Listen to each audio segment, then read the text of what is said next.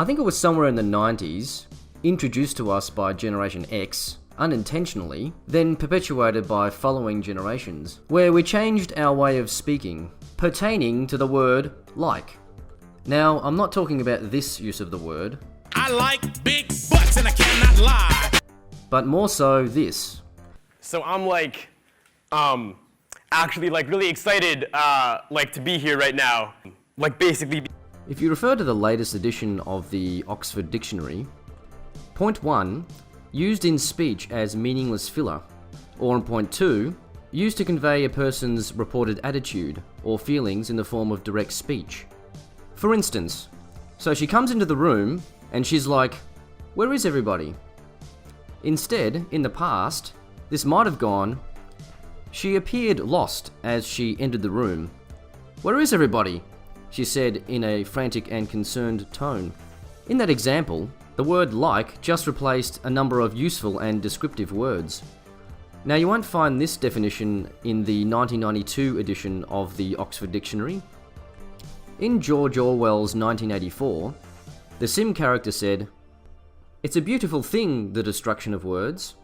Of course, the great wastage is in the verbs and adjectives. But there are hundreds of nouns that can be got rid of as well. It isn't just the synonyms, there are also the antonyms. After all, what justification is there for a word which is simply the opposite of some other word? A word contains its opposite in itself. Take good, for instance. If you have a word like good, what need is there for a word like bad? Ungood would do just as well. Better because it's an exact opposite, which the other is not. Or again, if you want a stronger version of good, what sense is there in having a whole string of vague, useless words like excellent and splendid, and all the rest of them? Plus good covers the meaning, or double plus good if you want something stronger still.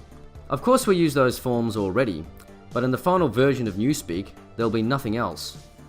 In the end, the whole notion of goodness and badness will be converted to only 6 words, and in reality, only 1. Could it be that this overuse of the word like is a real-life example of Newspeak? Only we developed it organically.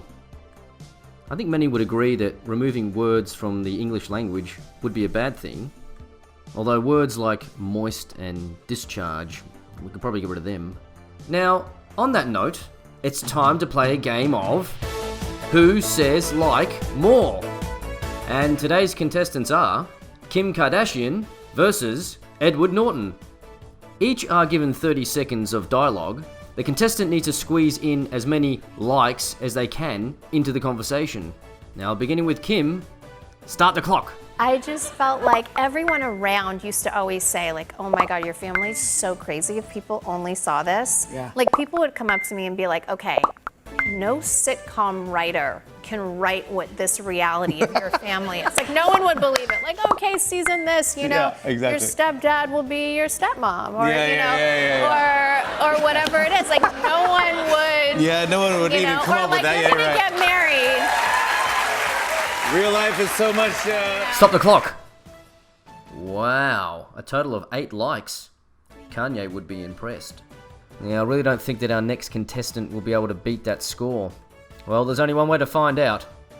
Start the clock. Also, I was out there saying it's sort of like Rain Man meets LA Confidential, and people's eyes just kind of cross. They're like, bring us the next one. Like, they're like, we don't get it. We don't get it.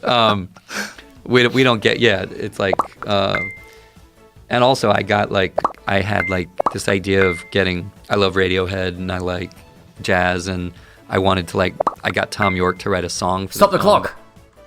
Oh my God, he beat Kim by 1 with a total of 9 likes. This is unprecedented.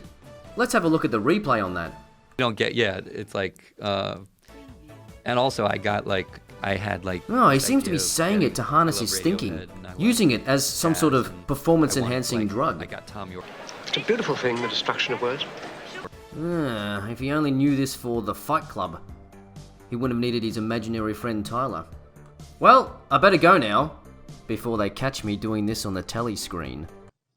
Don't you see that the whole aim of Newspeak is to narrow the range of thought In the end, we shall make thought crime literally impossible, because there'll be no words in which to express it. Every concept that can ever be needed will be expressed by exactly one word, with its meaning rigidly defined and all its subsidiary meanings rubbed out and forgotten.